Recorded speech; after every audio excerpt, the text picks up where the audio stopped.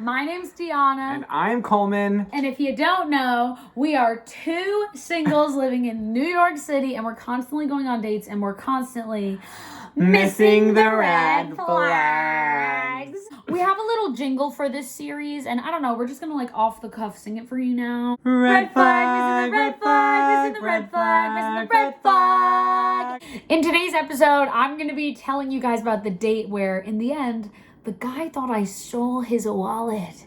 How did I miss that red flag? I cannot even handle it. Since you're telling the story, you thought it was a green flag, so you have to wear the green cape. Oh, yes. I wear the red.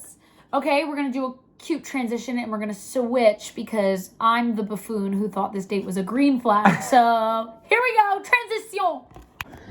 There we go. That's better. Okay, so I'm wearing the green flag and the green cape because I'm the buffoon in the story. And Coleman has the red cape and the red balloon. And as I tell the story, if he sees a red flag that I didn't notice, he's going to pop the balloon. And he's going to let me know how it is. Again, as always, this is a family game. This is a family game. Play along at home, and if we miss any red flags, put them in the comments below. This should be a thing that we're all talking about. You should be able to see red flags in people and be like, oh, I remember when this person had a similar experience. I need to stay away from that. And you can't be blinded by the hotness or the cuteness. Can't be blinded by the hotness. Let's get into the story. This story starts 3 months ago when Coleman and I first discovered Seaport. And if you know anything about Seaport, and me and Coleman, we love Seaport. It's our favorite place in the world. This day was the first day we discovered it. It was midnight. We walk into this bar. On live. I was on live, so I actually have footage of meeting this guy. I actually have footage of him asking us out, too. Yeah. Crazy! It was on TikTok. She posted these on TikTok. They're on TikTok. You literally should go and see them. That is so funny. I forgot. I have the whole thing on camera, on video. We go into this bar. Me and Coleman are having so much fun, and I see a guy come in, and he's ordering 3 shots. He orders 3 shots at the bar, and I turn to him. I didn't realize that. Yeah, I saw that he was ordering shots. Wow, okay. So he comes into the bar. He's standing there. We're talking to him about Seaport and how expensive it is to live there because we just really loved the area.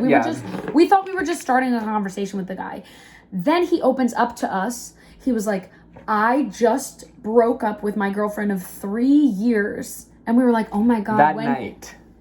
That night. He said he broke up with her, walked out of his apartment, and walked directly into the bar and ordered shots. And we were like, oh. Wow. We're like, oh my God.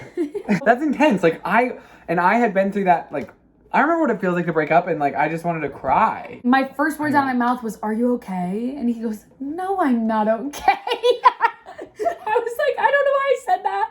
My bad. So then we're talking about breakups, and we're talking about whatever. And then he asked where we've lived in the city. So I start answering. I was like, yeah, I used to live off of the 2 train. I used to live way out in Flatbush. And as I'm saying that, he goes, I just have to ask, are you 2 dating? And then we were like, no, we're actually brother and sister, can't you tell? And he was like, oh, okay, will you go out with me? He asked same breath, and I was like, oh my God. I was like, you just broke up with your girlfriend of 3 years. I don't think you're ready to date right now. Then also, was I sitting between you guys? Yes. I was sitting between them. Yeah, so he's asking me out over Coleman. And then, right? And then I was like, he kept asking if I was ready for a boyfriend. He kept asking, are you ready to have a boyfriend? Are you ready? And I was like, am I ready? I was like, I'm ready. Are you? You literally just ended a 3-year relationship. What's happening? What's happening? Oh my God, yeah, I forgot it was 3 years. 3 years, that's very long. 3 years is a really long time. To go ask someone out at the bar immediately. Right? We saw it was a red flag, and we had said it to his face. Wow. That was absolutely a red flag, but we called it straight out, and I told him that he wasn't ready to date anyone. He was just breaking up with someone. Then he goes, you know what?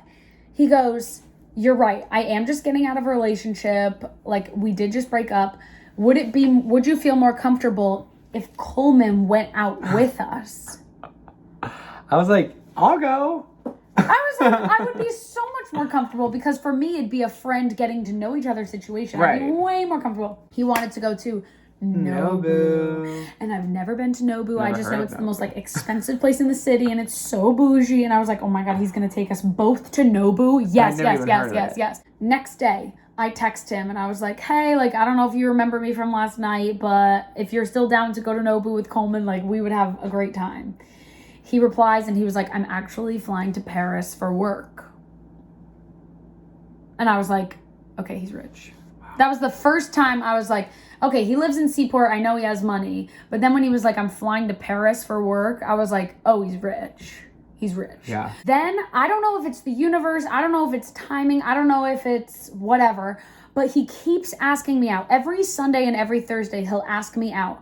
But it just so happens Always on Sunday and Thursday? almost always. Interesting. Almost I wonder always what Sunday, is almost going always on Thursday, and he's working all the those time. days. Every Sunday, every Thursday, he would be like, hey, are you free tonight? Like, I have an open night. Are you free? Are you free? But every time he asked, after he canceled that first time, I was in Destin, Florida. I was in Beverly Hills. I was in Vegas. I was the one who was constantly canceling on him. Right. I canceled like 6 times. Then 2 weeks ago, was it already 2 weeks ago? Yeah, it was. Yeah. Wow. Then 2 weeks ago, same thing on a Thursday. He was like, hey, like, here's another last ditch effort. Like, are you free tonight? Like, I'm getting off early and I can take you to Nobu. And I was like, let's do this. Let's go. So I get ready. I put on a really, what I thought was a casually nice dress. But It was very nice. It was nice. It was a prom dress. It was a prom dress? It was nice. LOL. It was like a floor-length, like blue dress.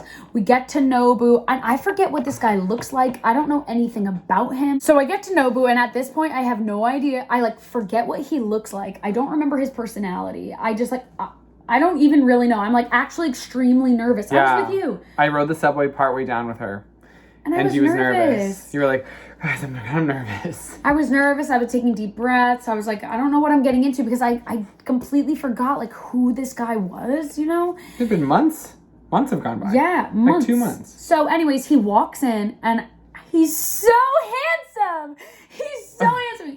He walks in like 5 minutes late, but he had texted me that he was coming directly from work. He had watched all my stories and he had been commenting on my stories all day. And that was kind of getting me excited because I was like, oh, he's like paying attention. Like he's paying attention to him. And I liked that. I felt no type of way about it besides happy. He walks in, he's so cute. I was like, oh my God, I'm about to have like a really great date with this really cute guy at Nobu. So then we go and we sit down in the back. This guy is not shy. He gets us the shishito peppers. He gets us the edamame. He gets us 3 sushi rolls, 2 desserts. Like he... I can't even imagine. The money. You yawned. The money. No, I didn't. So then...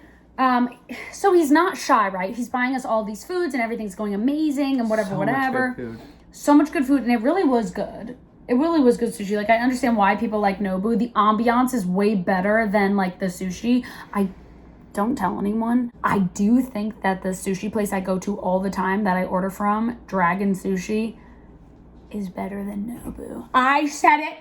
I said it. Are you serious? Are you serious? So after like 2 drinks, he goes to the bathroom. I text Coleman and I text Elissa and I texted both of you being like, what did I say?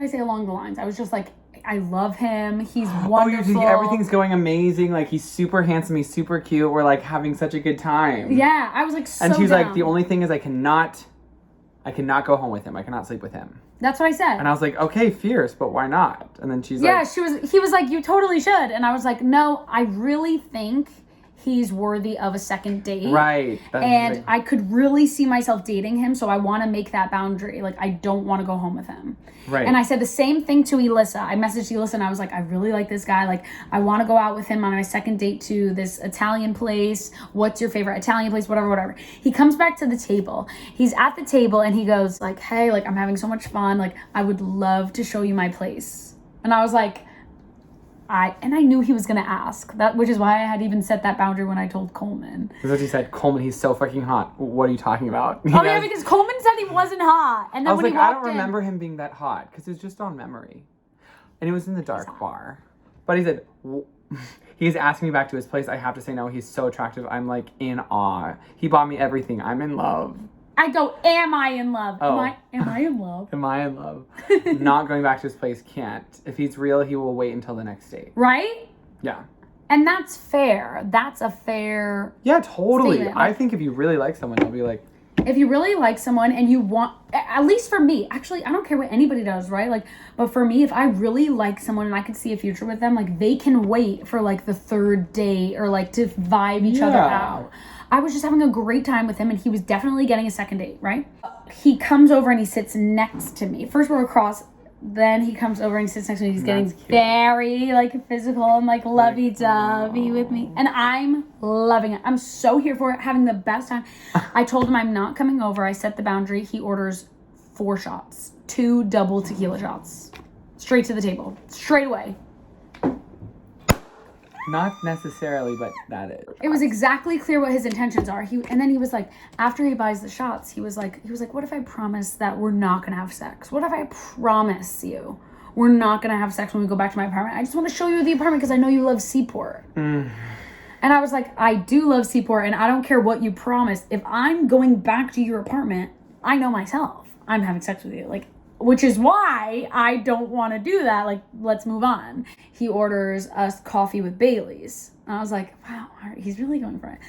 Then we leave.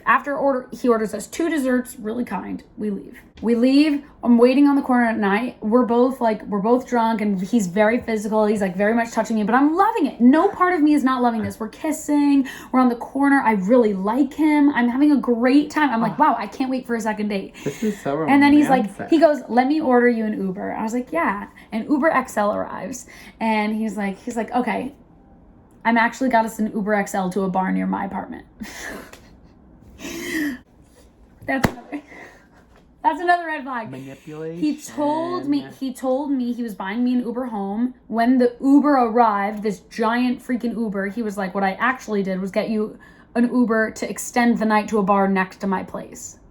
Whatever. Go to the bar next to his place. And we go went. there. I did, because I was also tipsy, and I was also very into him. So I was like, I'm not mad about extending the night. I just set the boundary of I don't want to go home with him. Right. Okay. Yeah. So you're like, okay. So yeah. So we go to this next bar. We get 2 drinks. He gets a shot. He kept telling every waiter that he was gonna make me his girlfriend, and he kept telling all the waiters, like,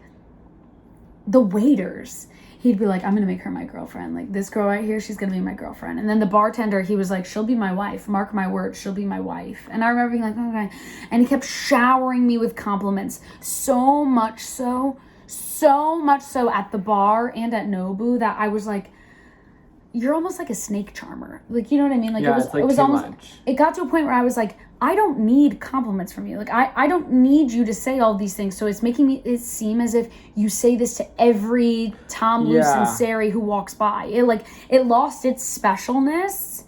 But, like, our conversation was good. Learning about his family was good. Learning about his job was good. Like, all of that stuff was good. It's just, it was layered with all of these, like, what seemed like fake compliments. Right. Throughout it. Then when I leave that bar, now when we leave that bar, we're both very like drunk. He had like braided my hair at one point in the night. What? I didn't know that. Yeah, he like was braiding my hair, and I was like, "Are you a dom?" I was like, because you know that's a very like dom sub thing. To braid your hair? Like doms like braid the hair for like control. Oh. And all I know this from is from Christian Grey. So this may be completely wrong. What's that series? What was that series about? 50 Shades of Grey. 50 Shades of Grey. 50 Shades of Grey is the only reason I like know about that dom sub like braiding the hair thing. So when he braided my hair, I was like, "Are you dom? Like, are you into like being a dom?" Yeah. And he was like, "I'll do whatever you want to do." And I was like, I don't want to go home with you. I was like, back it up. We leave that bar, and I was like, I know the subway's up here. And he was like, I'll get you an Uber. And I was like, okay, that'd be nice. And he was like, okay, come with me this way. So he starts walking me to his apartment. I knew the whole time exactly what he was doing. He was just giving us both lots of drinks, and then he just wanted me to come home with him. Like, I get it. So the second I saw his apartment, I was like, okay, I can make a choice. I can either walk to the subway, which I know is right there, or just go home with him. So I just went home with him of my own volition. I was of right mind. I just like, I didn't want, like, that's the boundary I had set in the beginning of the night, you know? And it just like was clear that he like didn't care. He just like was like, whatever. He was like, we're feeling each other. Like, We were Yeah. connecting, and he's right. All of those things are right. I did really like him. I definitely wanted a second date. I was so into him. I had no Yeah, problem. yeah. I just didn't like that he wasn't like listening to me. So whatever. I go over and we sleep together, and it wasn't like amazing. Like, it wasn't amazing because I think he like rushed it. Mm-hmm. I didn't really know him that well. It's always better when you really know someone Yes. and you can communicate better and you know what they like, and Yeah. it feels better, and you feel more comfortable saying, oh, I like this, I don't like that. It didn't feel right. I was just like, wake up in the morning, he's doing the same kind of thing. He's like, I really hope you don't get chosen for The Bachelor because I really can see us getting married. And this is in the morning. And I was just like, I can see us getting married. yeah. That's like borderline, you're my soulmate. That's borderline, you're my soulmate. And if you don't know that reference, please go and check out the last video because I was like, you know what? I'm gonna go. I'm just gonna go. I was like so hungover. I'm like shaky hungover. He woke me up at 7 a.m. to have this like deep talk with me. Oh my God. And like he keeps trying to like kiss me, and I keep being like, I'm shaking. Like I could throw up. I'm so drunk. I'm not feeling good. Yeah. So I was like, I'm just gonna go. He's like, I'll call you an Uber. I was like, I'm going. So he walks me to the subway and he kisses me goodbye. And the entire subway ride home, I was just like, he rushed this. Like, we could have been something. Yeah. And now I have this like weird feeling about him of like, he wasn't listening to me. He was trying to get you drunk. He was trying to get me drunk. And then like, He was very and aggressive. I was so into it, and I'm just so mad we rushed it because it could have been something, and I was just so bummed. And then when I got home, I fall asleep immediately when I get home. I wake up around noon, and because I got home at like 8 a.m. I wake up at noon to these mixed texts from him that are like, what bar did we go to after Nobu? Where did I go to the bathroom by myself? Where did we go after that? What happened in the Uber? Do you remember what the Uber looked like? And so I'm answering all these questions, and I was like, do you remember these things? Like, did you black out? Like, I know you were drinking as much as me. Like, did you black out? Like, what happened? He's like, no, I'm just gathering some intel because I can't find my wallet. And I'm like, oh, okay. Like, this is the bar we went to. This is where, I'm like being so receptive because I'm like, if you lost your wallet, that's a big deal. Like, Coleman knows. Coleman just lost his my wallet. So obviously I'm like, I'm doing everything I can to help him. I'm like, this is the bar we went to. This one was closed. So we walked to this one. Then we went, I'm like being so helpful. Oh my gosh. Then he freaking texts me. He texts me and he goes, can you check if you accidentally took my wallet? I was like, I 1000% did not take your wallet. I could not believe he had said that. After questioning me and every move I made all night and everywhere, he thought I stole his freaking wallet. I was like, oh my. after all of That's these, like, another red flag, right? yeah. Right? After all of these hesitations I had about him, and then him literally accusing me of stealing his wallet, I was like, dude. 20 minutes later, he texted me saying he found the wallet inside his duvet cover. Like, he found it inside of that. And then he asks me on a second date. And I was like, wow, the ball's on you, boy. I told you over and over and over again that I set the boundary. I didn't want to go home with you. You showered me with all these fake compliments. You, like, still brought me home anyways. And you accused me of stealing your wallet. And you think you get a second date? You think you get a second date? He almost did. He almost did. Literally a week later, he texted me and he was like, are you free? And I was like, I'm actually going to this outdoor event. Do you want to come? And it ended up canceling because he had to work late. I don't know why I said yes to that. I don't know why I said yes to that one, but he didn't come out. And it gave me more time to reflect of like, the universe is giving me every sign in the world to stay away from this red flag guy. Because before all that red flag stuff happened, I was so going to give him a second date. Yeah. If he hadn't rushed things, even if I had gone home after the second bar, I would have given him a second date. Right. I just didn't feel right about him bringing me back to his apartment. Obviously, I could have said no. I was in my right mind. I absolutely could have been like, no, I set the boundary, but I was into it. But it just like rushed things. It just rushed things. And so he's out. He's out for good, and I'm really sad about it because I really liked him, really. Dang. You don't really like people very often. No, I don't. And I liked everything he stood for. I liked his morals. I liked his relationship with his family, his relationship with his mom. His political views. His political views. He's a feminist. I really liked him.